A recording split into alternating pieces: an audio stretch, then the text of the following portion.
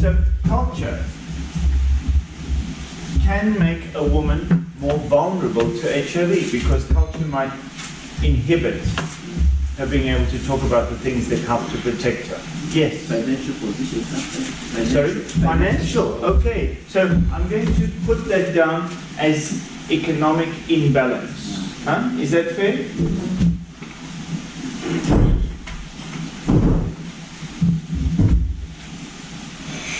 Yes, that can make people vulnerable because then you might be forced to do things that you might not otherwise do if things were financially different.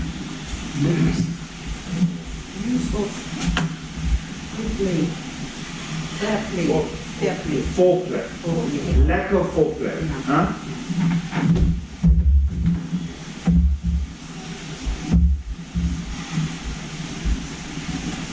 Because if we don't have foreplay, then the woman's body isn't ready and there isn't enough lubrication, and all of those things lead to the likelihood of tears on the inside of the vagina, which means far more likelihood of transmission happening. But you know why? Because you want to score the high marks, 120. 120? Yeah. But if you do everything, then you can score 220. Really? Yes. You see, it's 40, 60, 120, altogether it's 220. It's the best marks.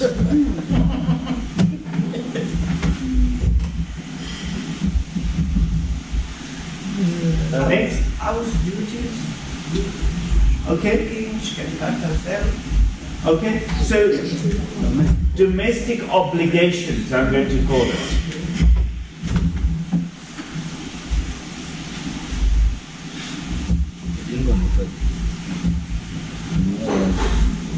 Right? Lack of knowledge. Lack of knowledge.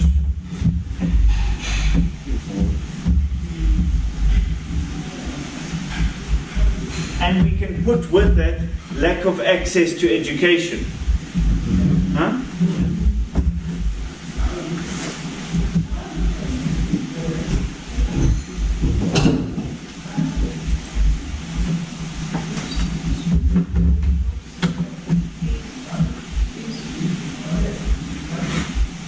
What else?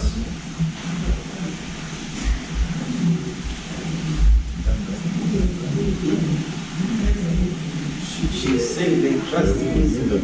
Okay.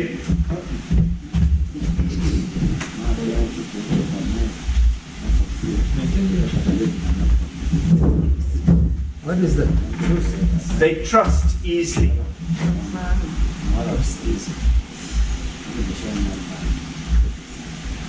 What else?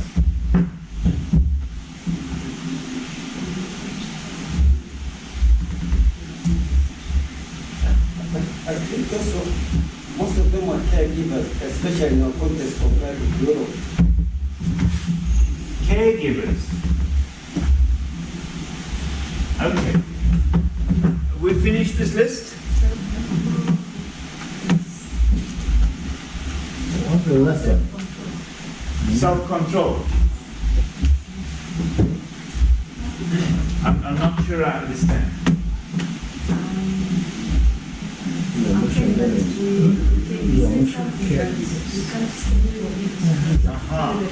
It's not necessarily that you don't have the right to negotiate.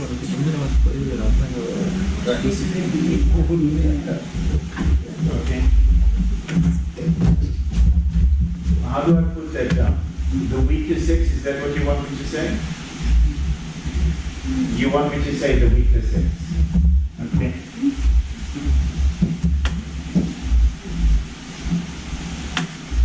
Okay. What is that? Weaker sex. Okay, so now I want to ask the same question. Same question.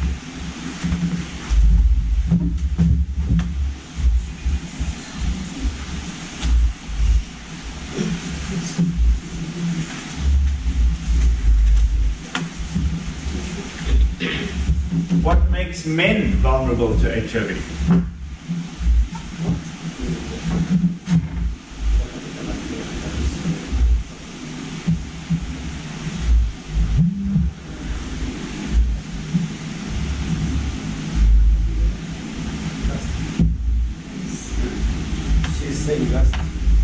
lust.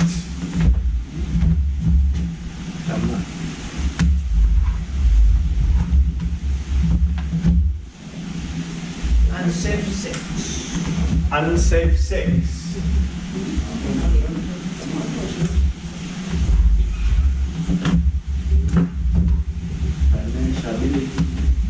The financial ability, huh?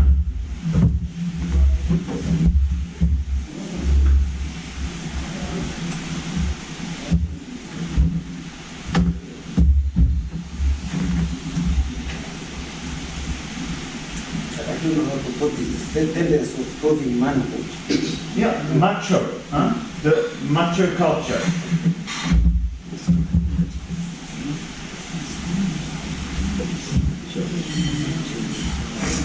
A man must be a man. Macho, what's that? Macho is like a man must be a man. Masculinity. Yeah.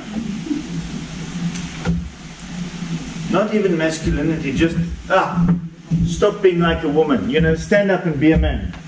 Yeah, a man must be a man, you know. Yes. Yeah, that's macho. In English or I think it's a word that's been brought into English from Portuguese. It's very Latin American, machoism. It comes from there. Sorry, you had one? No. Going with many women. Ah, going with many women. Where to? To the market? Aha! So promiscuity.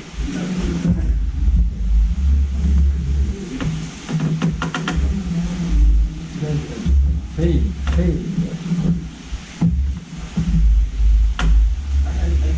I don't know if it's culture or what, because let's say you are at your home, you have sons and daughters.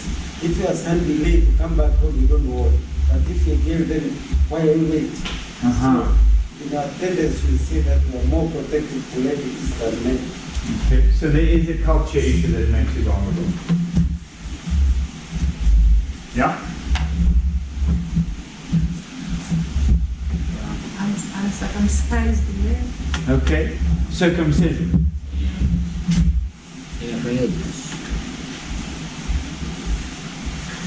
And we're not saying you're more vulnerable if you're circumcised. We're talking about the issue of circumcision. More. Sorry? It's tell it more. Okay. Yes, circumcised.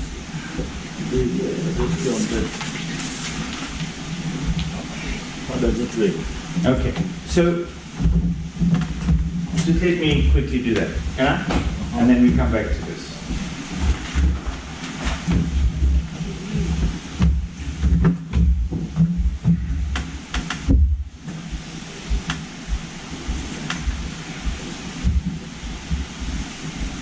Okay, this is two penises. This one has the skin over. Okay? Circumcised, uncircumcised. Right?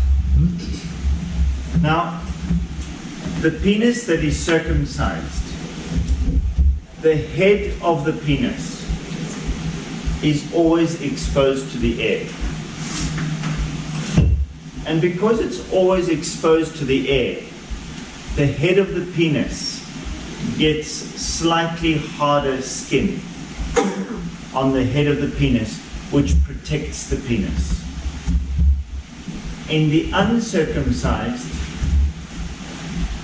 the inside of the foreskin keeps the head of the penis moist. And because the head of the penis is moist, the skin is not as protective as the skin here. So if there is damage to this, it is more likely for the virus to be able to enter than here. In addition to that, you can have some of the vaginal fluid, which comes being trapped inside here. So if, you know, it's less hygienic from that perspective and more likely for the virus to be able to enter. So circumcision reduces the risk of transmission by 76%.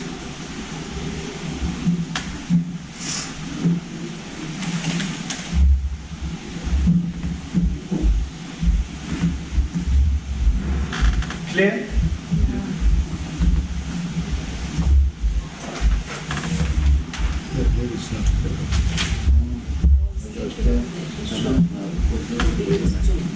Sorry? The issue of mobility. Mobility. Yeah. Okay.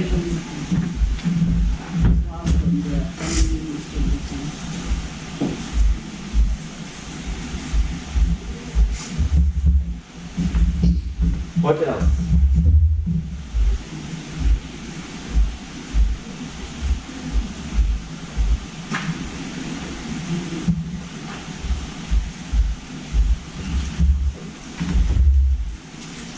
I think even alcohol, because in most of our cases, most male are taking alcohol than female.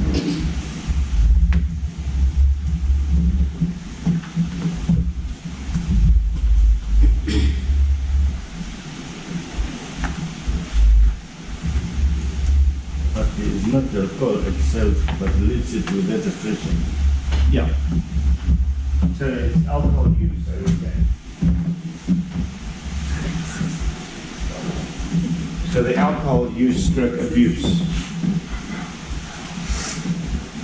But also I think it must be excessive alcohol use. Abuse. Abuse.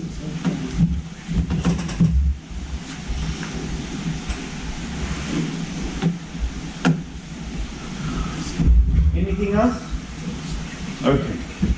Now I'm going to ask us to look at these lists again.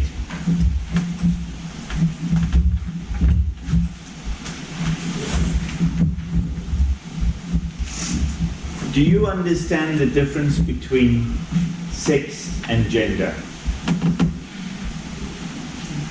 So sex is to do with your physiology. Your gender is to do with the way that you behave. And sometimes that is culturally determined, societally determined. So your gender roles, your gender roles can be ascribed.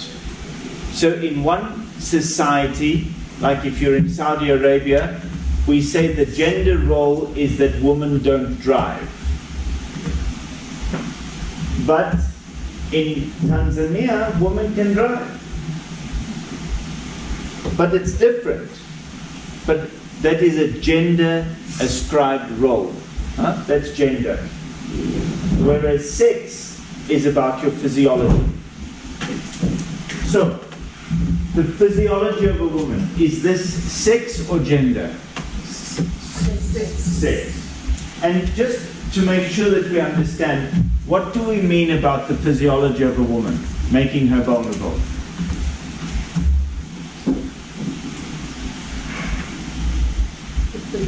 We consider the way the sexual organs are formed.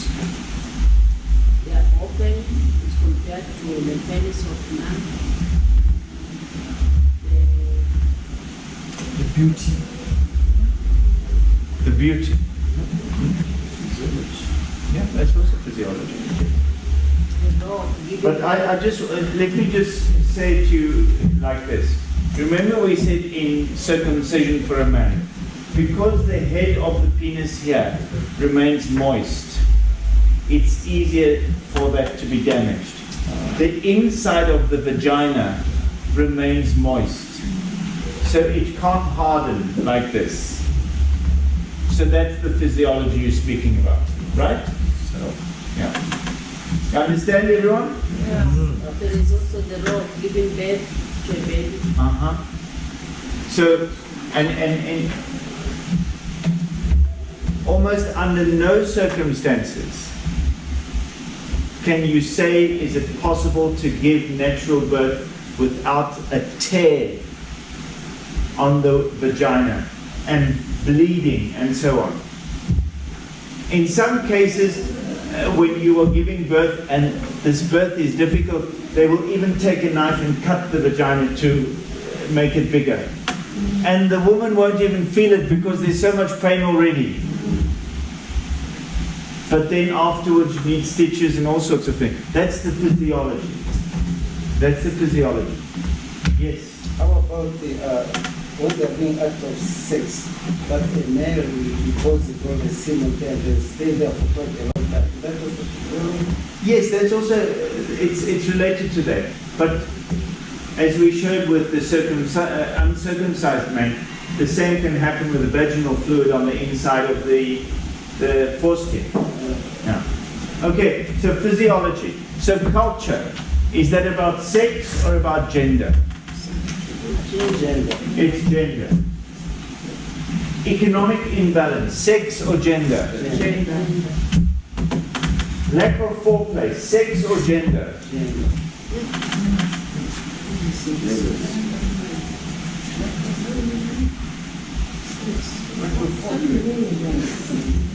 Why would there be lack of foreplay? The gender should be gender.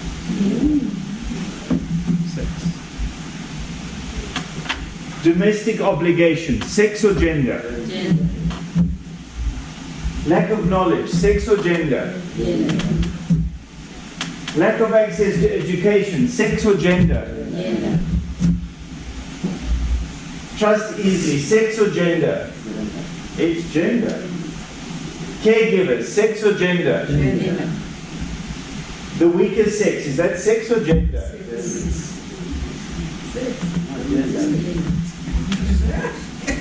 This is not sex, it's gender. Gender.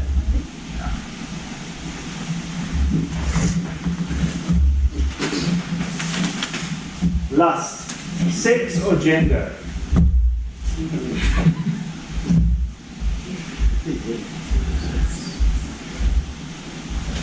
Unsafe sex, sex or gender?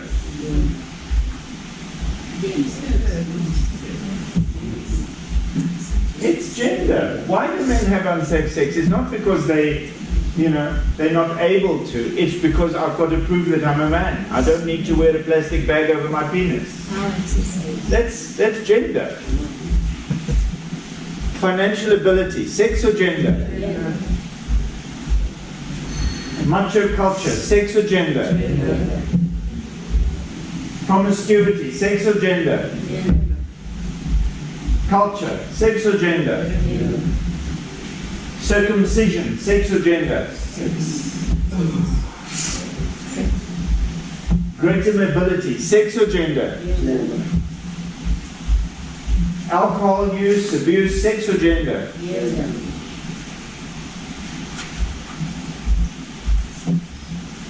So what makes men vulnerable to HIV?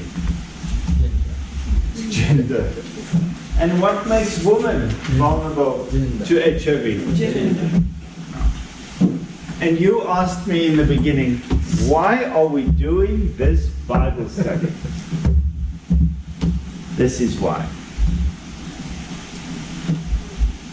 Because when we ascribe gender roles and gender norms, they create vulnerability. This is what makes us vulnerable to HIV. Our physiology is the smallest part of our vulnerability. But the gender roles that are ascribed and which we use to govern people, those are the things that make people vulnerable to HIV. Do you understand that?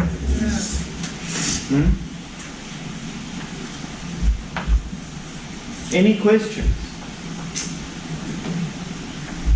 No, I understand, but not fully. Not fully. So, when the man says, to be a man, I must go with more than one woman, that isn't about who a man is, it's about what we've taught. And we teach it even in our churches. We speak about virginity. When we speak about virginity, who are we talking about?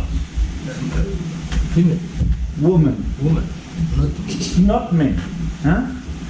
Women must be virgins, but men must have experience. Isn't that right? Huh? That's what we say. Women must be virgin, but men must have experience. I don't know where the men must get the experience, because the woman must be virgin.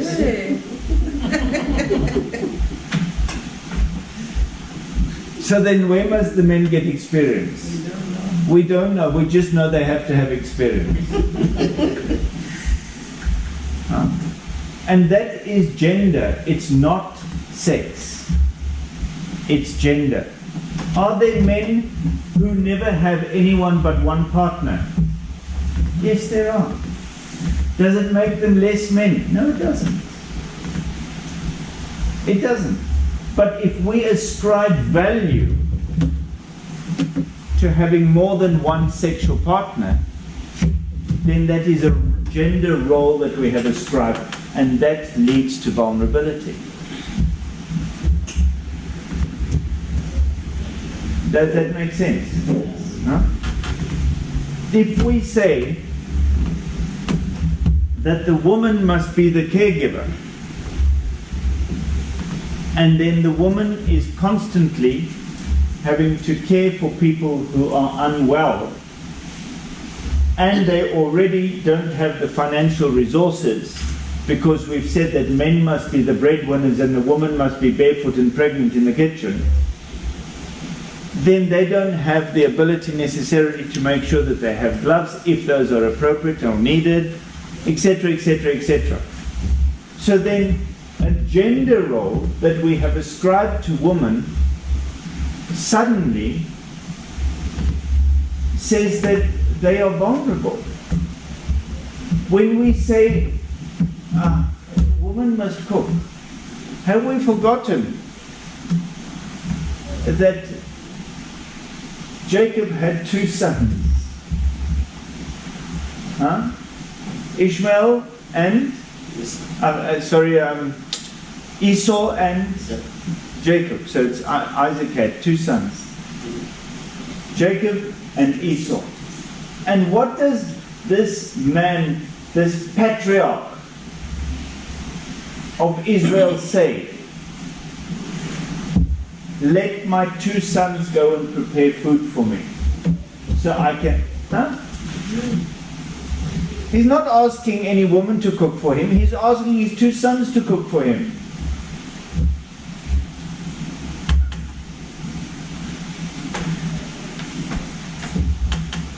But so when we ascribe roles, we create vulnerability. Rather than saying, let a person be who they are. If you come up to where I'm staying now, you'll find that in that house where we have the rooms, there is a kitchen. And every day I cook meals in that kitchen. Every day. Because I enjoy cooking. Does that make me a woman? No, Joe. A woman in the sense of you are here. So here I'm a woman. Yes. Okay. Okay, it's good to know. Thank you. So here I'm a woman. Yes. That's the real masculinity. Let's ask him one question. Yes, ask. What if he goes to the camp and there's no woman? Uh-huh. It means that he won't eat. Ever. He'll go hungry. Because they don't want to be a woman. Uh-huh. Is it Baba? Now what? In that case, you accept. Then you accept. Uh-huh. Then he'll be a woman. And it will, yeah, and it will last a while. It will not last forever because in your Bible study, you would say a man and a wife is half, you see, half man, half woman. That is a man. That is human. Half man, half female. So we are. So we're all a bit of each other. Yes, we are women and man at the same time. Oh, thank you.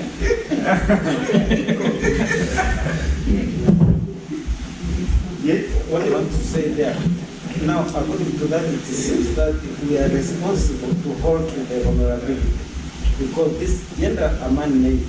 Yes.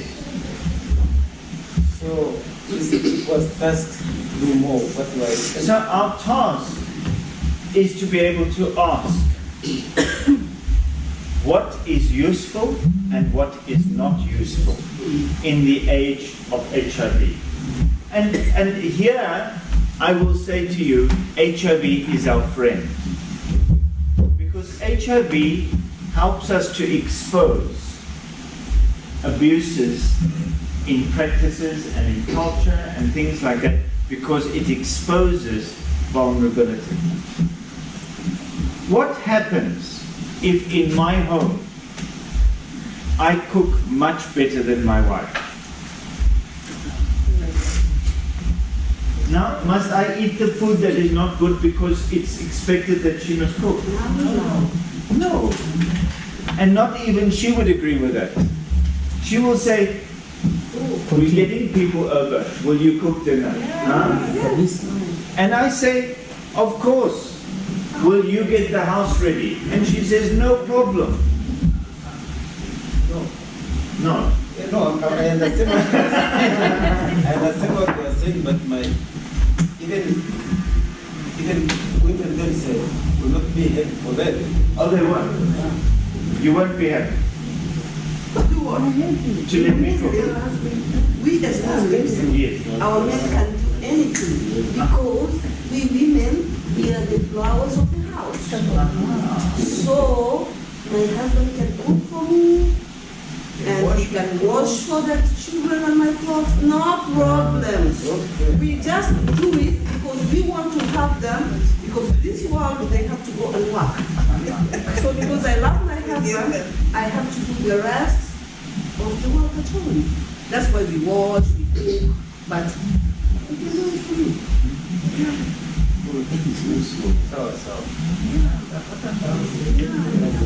So, I think the point I'm trying to make is not about whether we should cook or whether we shouldn't cook, or whether we should sew or whether we shouldn't sew, or whether we should wash or whether we should not wash. That's not the point. The point is that there is a way in which we allow people to give expression to those things that they are good at, that they have talents at, that they have skills at. You know, when I was growing up, we had friends. My mom and dad had friends. I think their names were Alita and Tio. And you know, this Alita and her husband Tio and their children always had the most beautiful hand-knitted jerseys. And we all used to say how talented she was.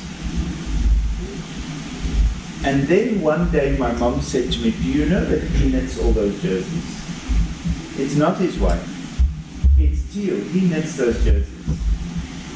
Because he loves knitting. And he does it so well. And every member of that family had the most beautiful jerseys because he knitted. Now we wonder, how can a man knit? And then I tell you, where was knitting invented? In monasteries. Monks did it. That's where it comes from. It doesn't come from women, it comes from men. But we have moved it and said only women can do it. In England today, there's a specific jumper. What do you call this? What do you call it here in Tanzania? A sweater. There's a specific sweater that is called a jersey sweater. And it's knitted in a very specific way. And they're very expensive. And they're high quality. And all of them are hand knitted by fishermen. They're hand knitted by fishermen. Because fishermen knit all the time. That's how they repair the nets. They knit. It's the same technique. That's where it comes from. But we ascribe gender roles. I don't know why. Sometimes it's cultural, sometimes it's societal, sometimes it's what we see on TV. Sometimes, you know, all of these things influence us.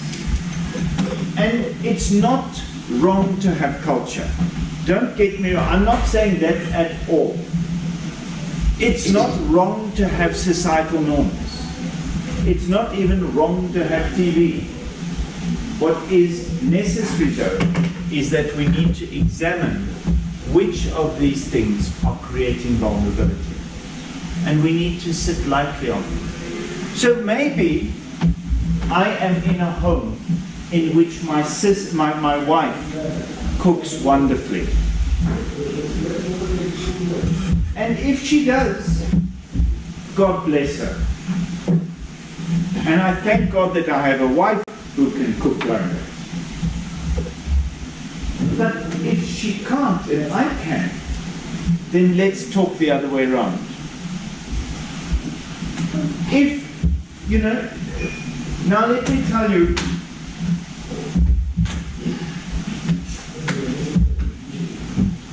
I told you yesterday that the age of sexual debut in Sweden was between 18 and 20. And yes, it's true. And yes, it's also true that one of the main reasons for that is that children from a very early age get sex and sexuality education. So they make good decisions because they understand. They understand how their body works. They understand what makes their bodies vulnerable. They understand that if they have a sexual relationship between their body before their bodies are ready for it, it can do damage to them. They understand that pregnancy has consequences. They understand, you know, these are things that they are taught. But there's another aspect to it. And the other aspect to it is that families are very close.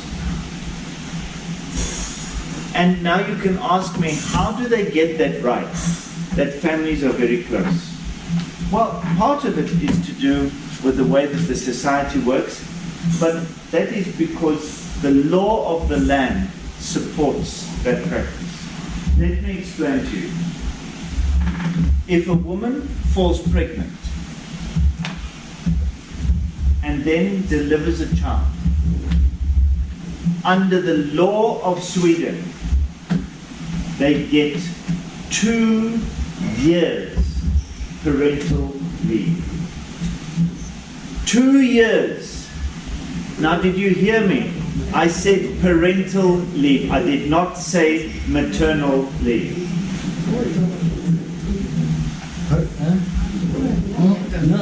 It is parental leave, not maternal leave. And that means that that 2 years may not be taken only by the one parent. It has to be shared. So what they do is, in most cases, for the first year after the baby is born, the mother stays home and nurses the baby and looks after the baby. After 1 year, the mother goes back to the work and the father comes and stays at home. And he stays at home for a year and he looks after that child. And then he goes back to work, and the child goes into daycare provided by the state. So that by the time this child grows up. I'm telling you, the child that is 3 years old will run to the father before they run to the mother, because the father has been the one who's been close with them there. And so this family bond is very, very close. And if you come to a Friday night in Sweden, you won't find people in movies, you won't find people in restaurants, you'll find the whole family in the home, because Friday night is family night. And you as an outsider who goes to Sweden, they won't invite you to go for dinner on a Friday night, because Friday night is family night.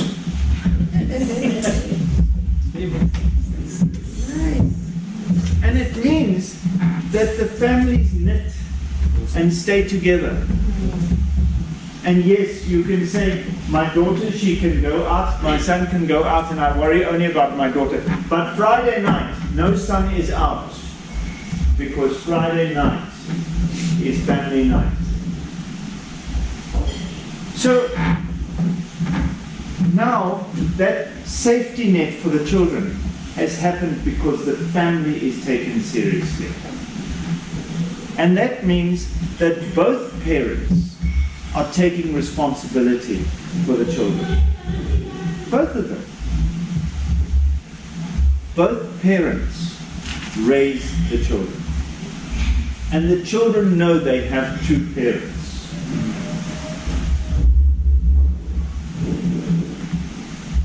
So it's a combination of things.